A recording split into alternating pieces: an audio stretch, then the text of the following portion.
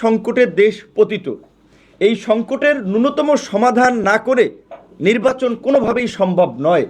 এই সংকটগুলোর সমাধানের জন্য দেশকে একটা সঠিক ট্র্যাকে নিয়ে যাওয়ার জন্যই কিন্তু এই অন্তর্বর্তীকালীন সরকার, এবং এই অন্তর্বর্তীকালীন সরকার যেহেতু কোনো রাজনৈতিক দলের সরকার না, আমরা মনে করি তাদের কোনো রাজনৈতিক এজেন্ডা নাই। আমরা বিশ্বাস করতে চাই তারা নিরপেক্ষভাবে, নিরপেক্ষ দৃষ্টিকোণ থেকে কাজ করে জনগণের যেন ভোট দিয়ে আগামীতে একটা নির্বাচিত সরকার গঠন করতে পারে সেই পরিবেশ তারা কায়েম করবে।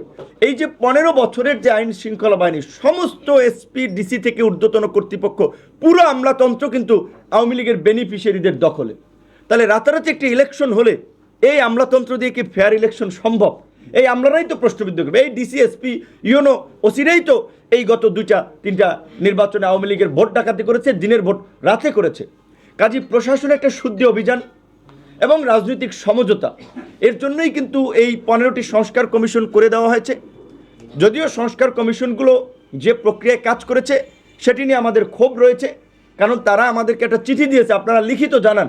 আমাদের সাথে কোনো ডায়লগ করার প্রয়োজনীয়তা তারা অনুভব করেন নাই। শুধু 2-1টি কমিশন ডায়লগ করেছে, স্থানীয় সরকার এবং আমরা নির্বাচন কমিশন, সংস্কার কমিশন, এই দুটো কমিশনের ডায়লগ ব্যতীত বাকি কমিশনগুলো চিঠি দেন। এটা অনুষ্ঠানের দাওয়াতের মতো, চিঠি দিছি আপনি আসেন।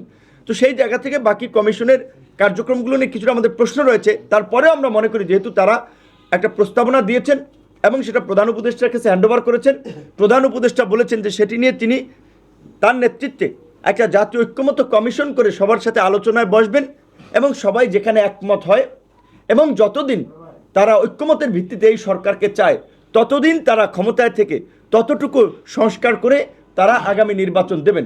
সেই ক্ষেত্রে সম্ভাব্য 2টো তারিখ প্রধান উপদেষ্টার পক্ষ থেকে বলা হয়েছে, এই বছরের ডিসেম্বর অথবা আরও 6 মাস নিলে আগামী বছরের জুন কিংবা জুলাই। আমরা মনে করি প্রধান উপদেষ্টা যে তিনি তার মুখে যে দিন তারিখ দিয়েছেন সেটা যথেষ্ট সময়, এবং সেই সময়ের মধ্যে একটা ভালো নির্বাচন সম্ভব।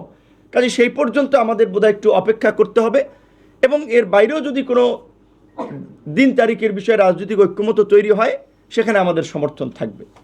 ধন্যবাদ।